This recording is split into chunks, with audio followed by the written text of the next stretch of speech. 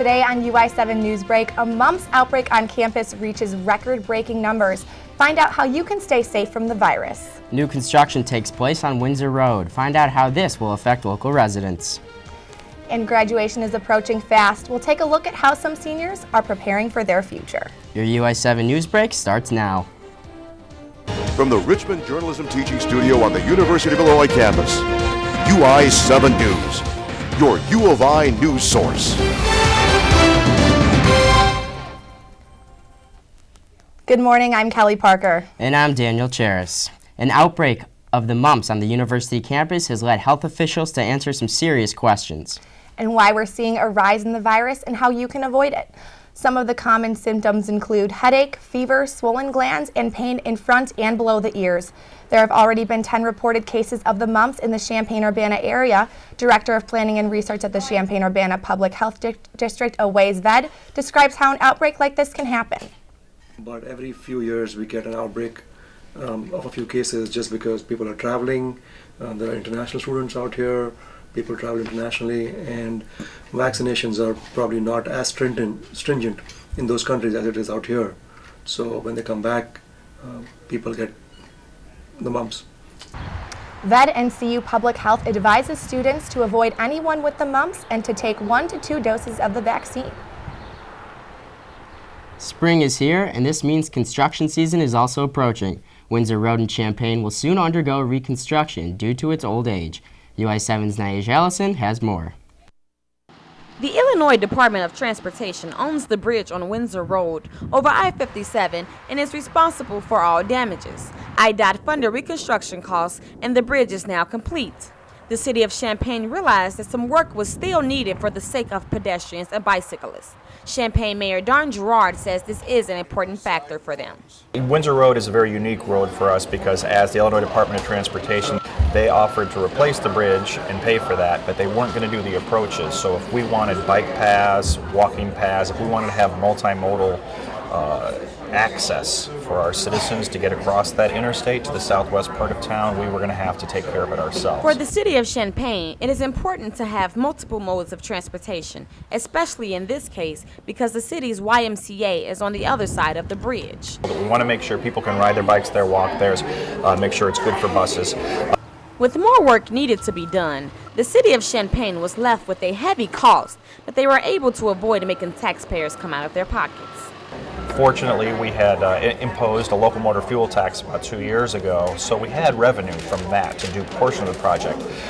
Coming to the state with the revenue, we were able to apply for a grant which covered the rest of the cost. Though the project is expected to be completed by mid-October, residents feel that they are being inconvenienced, but at a necessary cost. John Gruber, a resident of Windsor West Apartments, says he has to reroute every day. We now have to go down to Curtis Road or Old Church to get across, or Kirby if we're going north. So it's kind of an inconvenience, but it needs to happen. Though he is glad that the road is being rebuilt, one thing upsets him about it. If you're trying to go get pizza right across the bridge, it's really annoying because you got to go all the way around to get pizza and then come all the way back. So. With a cost of about $8 to $9 million, the bridge on Windsor Road is expected to last from 25 to 50 years. In Champaign, I'm Naija Ellison, UI7 Newsbreak. The university police dog Nala is retiring at the end of this school year after serving 10 years alongside Officer Troy Chu. The Student Senate is helping fund half of the cost of a new dog, or $7,400. Nala is 13 years old and has a medical condition where she will eventually lose feeling in both of her back legs. Student Senate member Luke Saylor proposed the funding because he agrees Nala needs to retire and there should be another dog ready to follow her footsteps.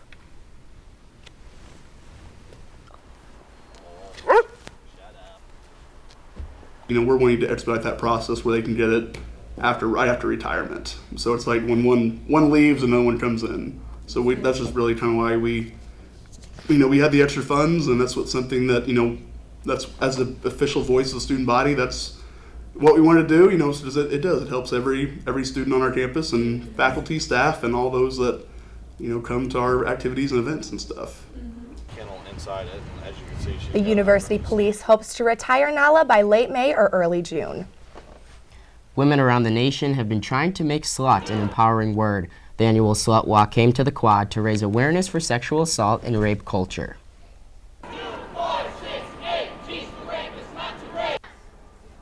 University students marched together to show that victims of sexual assault are never at fault. Amnesty International at the University of Illinois organized the annual Slut Walk and helped reclaim the word slut. The walk was started in 2011 when a Toronto police officer made a comment saying women should avoid dressing like sluts in order not to be victimized. President of Amnesty International, Chrissy Ruiz, believes the way our society views sexual assault needs to change. Her interest in fighting against sexual assault peaked in high school when she became a sexual assault survivor. Co-president of Amnesty International, Sam Dewey, says the word gets thrown around too often and women should be able to dress and behave how they want without worrying about being assaulted. Sexual assault crimes are underreported, and many times it's due to the social stigma surrounding the issue. Community members closed out Sexual Assault Awareness Month by marching against sexual violence. Join together, free our lives, we will not be victimized. In the pouring rain, participants marched from Anniversary Plaza to the Champaign County Courthouse. With 1 in 5 undergraduate women experiencing sexual assault, Stephanie Ames, advocate at the local Rape Crisis Center, says that the community involvement can and will make a difference. Our culture kind of fosters this silence where we're not talking about it, and I think if we're not talking about it, we can't make any changes. The event, named Take Back the Night, allows victims and supporters to walk and to talk about the harms of sexual violence. Final exams are quickly approaching, but that doesn't mean all the fun is over. The Illini Union Board helps students relax and enjoy the weather on the Quad. Here's UI7's Mariah Sutton with the story.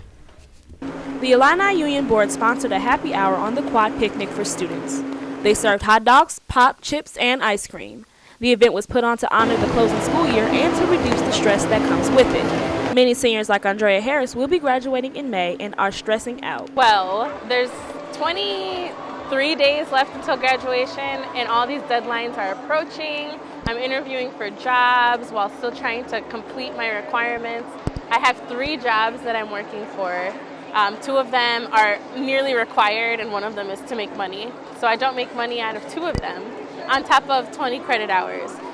The Illini Union Board also had some help putting the event together from a popular drink franchise. Thank you. Yeah, we actually sponsored with Coke. They helped provide money and then free giveaways for the event, and staffed it as well. Free food, music, and fun really is a great way to end a stressful school day. Harris was glad to take this time to just relax and enjoy campus. Well, I haven't seen my friends in a while, and I really wanted to see them, to catch up, and eat some food. I hadn't eaten all day, so it was really nice, and it's my last days here on campus, so to surround myself with the environment is also really nice because I know I will miss it. Harris values her experience at the university and has high hopes for after graduation. So I'm in it for the long haul, so I'm very stressed out, but I know I'll be worth it on May 17th when I walk across that stage and get my diploma from the U of I, so yeah. In Urbana, I'm Mariah Sutton, UI7 Newsbreak. After the break, find out how a CU organization is raising autism awareness. And if you're looking for a personal trainer, a U of I student says there may be an app for that. We'll tell you more after the break.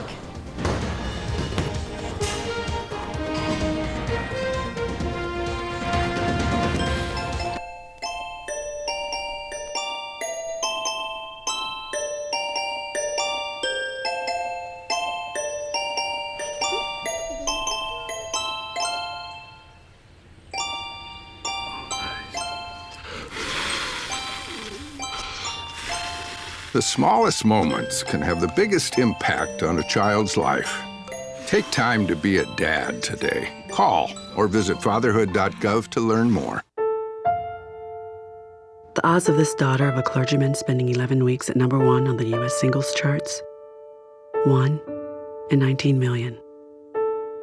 The odds of going on to win 6 Grammy Awards? 1 in 1.4 million. The odds of having a child diagnosed with autism? 1 in 88. I'm Toni Braxton, and I encourage you to learn more at autismspeaks.org/signs. Danse, balance, suis la cadence, ondule bien tes hanches, au bal du dimanche.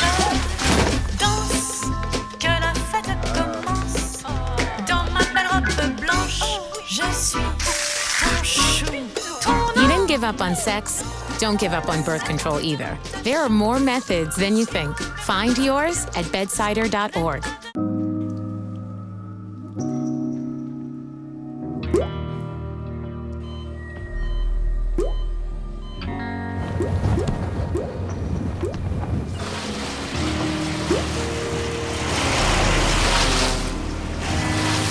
There are a million places you'd never consider texting.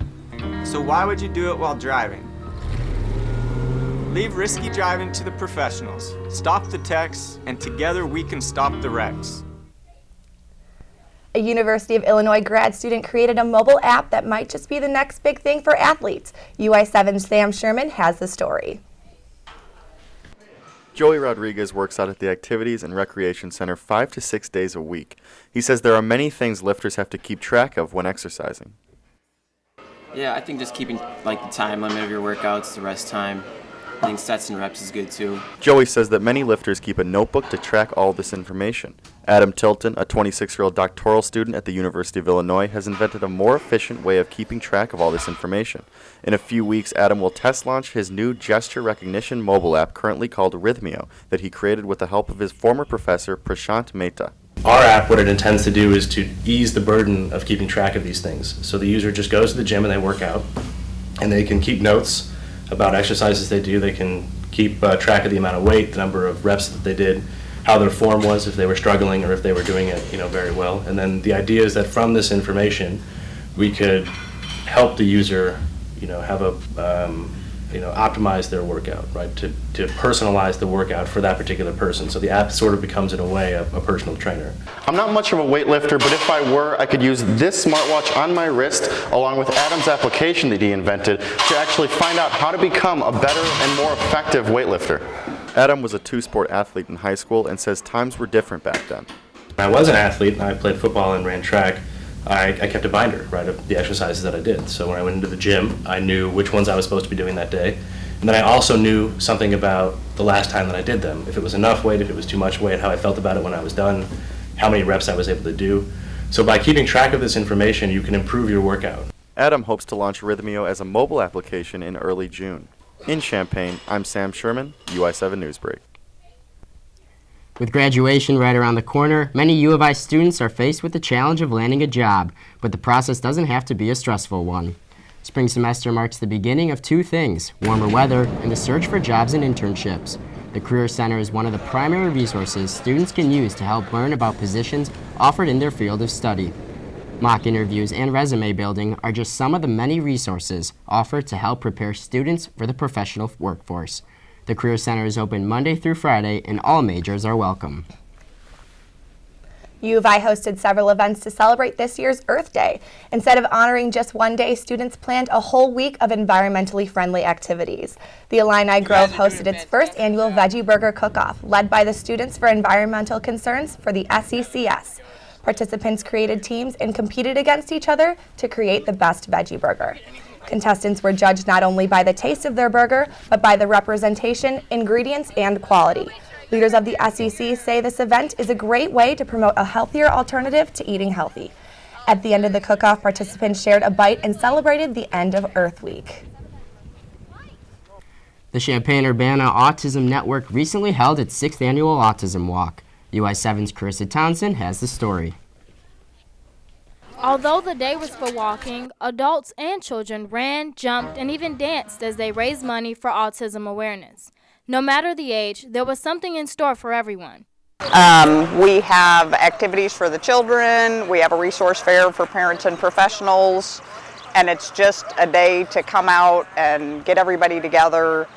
Autism is typically kind of an isolating disability. Diane Ducey says the walk brings her and her son Aiden closer together. We enjoy being together at the walk and raising money for the CU Autism Network.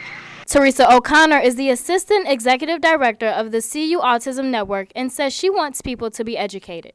We do it to raise awareness and acceptance of autism. Community members registered and donated to enjoy the day's festivities. T-shirts and prizes were given to all participants. Diane and Aiden participate in the walk every year. We've been part of this every year. It started out at Parkland, and Aiden has some autistic characteristics on the spectrum, maybe 3 of the 7. Families and volunteers are walking at Hessel Park to raise awareness. According to CU Autism Network, 1 in 68 Americans will be diagnosed with autism every year. Autism is more prevalent in boys than in girls, and moms like Diane said they're happy so many people care. Angela Wilson is a volunteer and has one special reason that keeps her coming back. My oldest son has severe autism, so it holds a special place in my heart. Aiden flew airplanes and enjoyed his time with the volunteers. He is one of many people that benefit from the CU Autism Network. In Champaign, I'm Carissa Townsend, UI7 Newsbreak. That just seems like a great and inspiring way to raise awareness. Definitely, and it seems like a lot of people were out there enjoying themselves too. Yeah, they enjoyed the weather. It looked really fun. Definitely looked like a beautiful day as well. After the break, we'll check on the weather for the upcoming weekend. You think you're just checking your messages or telling a friend you're on your way. They could be the last words you ever type. Make sure you get where you're going. Bethany Ann Doak. Ian Donnelly. Kirsty Lynn Dudhit. So, I'm kind of new here, but I've noticed a trend. My human does this funny thing where she goes around and gets all my toys, and then she hides them in that basket by the door. But it's always the same basket, and it's always in the same place. And then she acts so surprised when I find them, but, she's putting them in the same basket. Again. It's like, hello, that's where you put it last time. You were the worst at hide and go seek.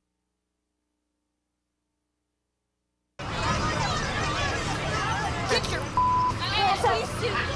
You're not sitting here. Yes, I am. Move.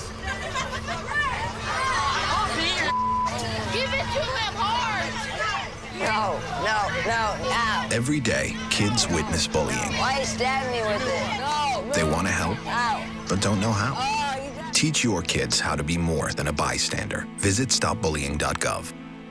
Yo, check out this chef, right? Right? That's so gay. That's really gay. Dude, look at those pants. Please don't say that. What? Don't say that something is gay when you mean that something is dumb or stupid. It's insulting. It's like if I thought this pepper shaker was stupid and I said, man, and this pepper shaker is so 16-year-old boy with a cheesy mustache. Just saying. When you say that's so gay, do you realize what you say? Knock it off. So it looks like we're still catching the end of those April showers. I'm hoping to see some sun soon, though. Hopefully those clouds will move out of the way. Let's check in with UI7's Melissa Spania to find out what to expect this weekend.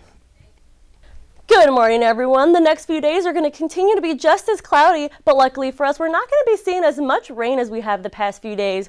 Let's take a look at our local temperature. It is 50 degrees over here in Champaign, Urbana, 42 in Bloomington, Normal, and 46 up in Pontiac. If we take a look at our national temperature, it's really warm and sunny down in Miami at 83 degrees, 61 degrees in Los Angeles, and 43 degrees around here in the Great Lakes. If we take a look at our regional temperature, once again, it is 50 degrees here in Champaign, Urbana, 51 up in Chicago, and 46 up in Madison. If we take a look at our local radar, we can see here that all of that rain has finally passed by. So we're not going to be seeing a lot of rain in the next few days, but we will still be seeing a lot of cloud coverage. And we can see that over here in our national satellite. If we look over here, once again, all that rain is finally traveling up towards the northeast, but we're still going to be seeing a lot of clouds over here in Illinois. Looking at tonight's temperature, it's going to be a low of 41 degrees, mostly cloudy with a chance of scattered showers with southwest winds traveling from 10 to 16 miles per hour. Tomorrow afternoon is going to be a high of 55, mostly cloudy, and again, a chance of light rain. Now let's check out our 5-day forecast. It's going to be 54 degrees on Thursday, 59 on Friday, 65 on Saturday, and we're finally going to see a bit of sunlight, 65 on Sunday, and 68 on Monday. So hopefully those skies will clear up just in time for the Kentucky Derby for those of you traveling south. What is up with all these thunderstorms? Yeah, I'm like so sick of the rain. Yeah, me too, but luckily on Saturday it's going to clear up, so we're going to be seeing a lot of sunny skies this weekend. Yeah, sounds good. Thanks so much, Melissa. No problem. And let's take it away with Chad Boxenbaum with the sports. Coming up in sports, NBA Commissioner Adam Silver has reached a decision regarding the future of Clippers owner Donald Sterling. Also, we'll recap the Bulls and Blackhawks on their 2014 playoff runs. Stay tuned after the break.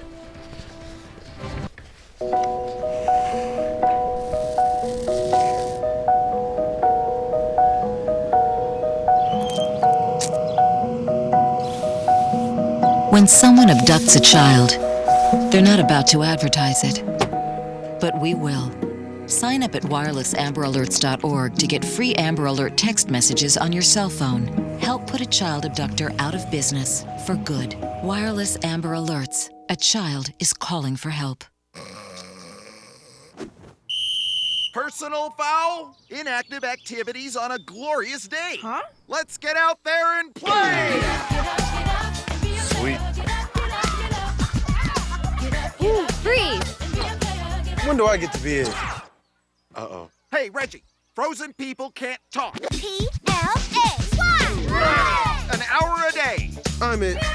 There are lots of great play ideas online, but don't stay too long.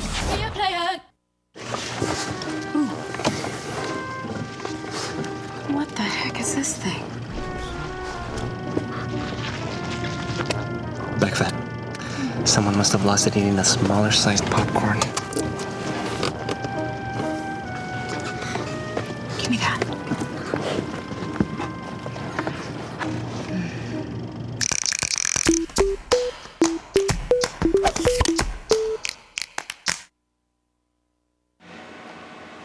My name's Brandon. 9 years old, being alcoholic. Hi, Brandon. I'll start drinking with the older kids. And whatever they do, I'll do. Kids who drink before age 15 are 5 times more likely to have alcohol problems when they're adults. So start talking before they start drinking. I know I'll start with alcohol. I'm just not sure how it's gonna end. The media and players throughout the NBA have been in uproar over the audio release depicting Los Angeles Clippers owner Donald Sterling making racist remarks toward his girlfriend. Yesterday, NBA Commissioner Adam Silver announced his decision regarding the future of current Clippers owner. Effective immediately, I am banning Mr. Sterling for life. In addition to the lifetime ban from the Clippers organization, the commissioner announced that Sterling will also receive a fine of the maximum $2.5 million. Silver, along with the Board of Governors, will push for the sale of the Clippers as soon as possible. Sterling is expected to put up a fight against the decision, however, as he was involved with many lawsuits in the past, including one that ended in a $3 million out-of-court settlement over racist remarks Sterling made in the past. After a troubled Clippers team folded in Game 4 against the Warriors, the Clippers were able to bounce back with a big win over the Warriors last night in L.A. The Clippers now hold a 3-2 series lead with Game 6 at Golden State on Friday. The Fighting Illini baseball team is set to take on Michigan State at home this weekend at Illinois Field. The final Big Ten home matchup kicks off on Friday after the Illini face SIU tonight. The Spartans are currently 8-7 in the Big Ten, while the Illini hold a 10-5 record. The Illini's last series in the Big Ten fell short as they lost to Indiana coming out of the weekend, winning 1 of 3. The Spartans' last win came in the form of a 4-game sweep against the Northwestern Wildcats in East Lansing last weekend. Catch the Illini and the Spartans battle it out starting this Friday at 6 p.m. The White Sox had the worst offense in the American League last season. So far this season, they have the best in baseball. A majority of this offense has come from Cuban slugger Jose Abreu. The Sox signed Abreu from Cuba in the offseason for 6 years and $68 million. Abreu has hit 10 home runs and driven in 31 RBIs, leading the major leagues in both categories. He has also broken multiple records, including most home runs by a rookie in the month of April, a record previously held by Albert Pujols.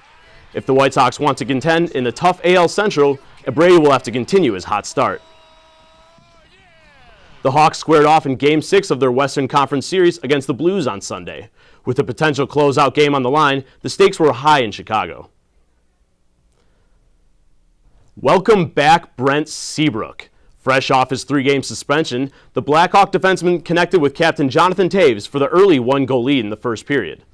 Olympic hero TJ Oshie scored late in the first period to bring the game to a draw after 20 minutes. After a scoreless second period, the Hawks got back on the board 44 seconds into the third period on a Jonathan Taves second goal. It was all the Blackhawks from that point on, as the Hawks opened up the floodgates on their way to scoring 3 more goals to put the Blues away 5-1. The Hawks will now await the winner of the Avalanche and Wild for their second round matchup. The season was on the line for the Chicago Bulls last night as they faced the Wizards in a pivotal Game 5 matchup at the United Center. Down 3-1, the Bulls needed a win to keep their playoff hopes alive. The Bulls got off to a slow start again as Nene poured in the jumper there to put the Wizards up 10. Chicago was able to fend off an early deficit, however, as shooting guard Jimmy Butler pours in the 3 from the left corner to pull the Bulls within 1 in the second quarter. From that point on, however, it was all Washington as they regained control of the game and held on to win 75-69 to close out the series against the Bulls. The Wizards will await the winner of the Pacers and Hawks. As for the Bulls, they are the second team to have gone fishing this playoffs and are now left searching for answers. Yeah, there should be some sweeping changes to this roster in this offseason. Definitely. I don't know how much longer Carlos Boozer is going to be on the Bulls. They might trade him in the offseason, so we'll see what happens. Yeah, one name I heard floating around was Carmelo Anthony, so it'll be interesting to see if he ends up in the Windy City. Definitely. Thank you so much for that, Chad. The cast of Star Wars reunites and Emma Stone beats Jimmy Fallon at his own game. That and more on the Hollywood Minute. The new cast for the next Star Wars movie was announced Tuesday, and more than 30 years after The Force introduced us to Luke Skywalker, Han Solo, and Princess Leia, the original cast is coming together in the latest addition to the franchise. Mark Hamill, Harrison Ford, and Carrie Fisher have agreed to reprise their roles in the upcoming Star Wars Episode 7. The three were last seen together in Star Wars Return of the Jedi. Not to be forgotten, the original Chewbacca. C-3PO and R2-D2 will be included in the film due out December 2015. Gleeks are singing a sigh of relief. According to The Hollywood Reporter, reps for Glee's Naya Rivera says any reports the actress has been fired from the popular Fox series are absolutely untrue. Earlier this week, the New York Daily News reported Rivera had been let go after a feud with co-star Lea Michele. All she does is win. Emma Stone visited The Tonight Show Monday and beat host Jimmy Fallon in an epic lip-sync battle. All I do is win, no matter what. Stone lip-synced along with DJ Khaled's All I Do Is Win to clinch her victory. She visited the show to promote her upcoming film, The Amazing Spider-Man 2. For Hollywood Minute, I'm Calandra Porter. It's never too late for love, and an elderly Pennsylvania couple is a prime example. In the midst of their wedding, the groom began having medical problems. The groom insisted that the wedding go on, but was rushed to the hospital due to a medical emergency. The bride was nervous as she rode in the front seat of the ambulance. Once the groom was feeling better, the nurses made the bride a bouquet, and the wedding was back on. What an interesting story. Yeah, I really think that they lucked out, even with the medical conditions interfering. Definitely. Well, that will do it for this edition of UI7 Newsbreak. In fact, this is our last newscast for the semester. We'll be back next fall for UI7 News. Until then, I'm Kelly Parker. And I'm Daniel Cheris. Thank you for watching.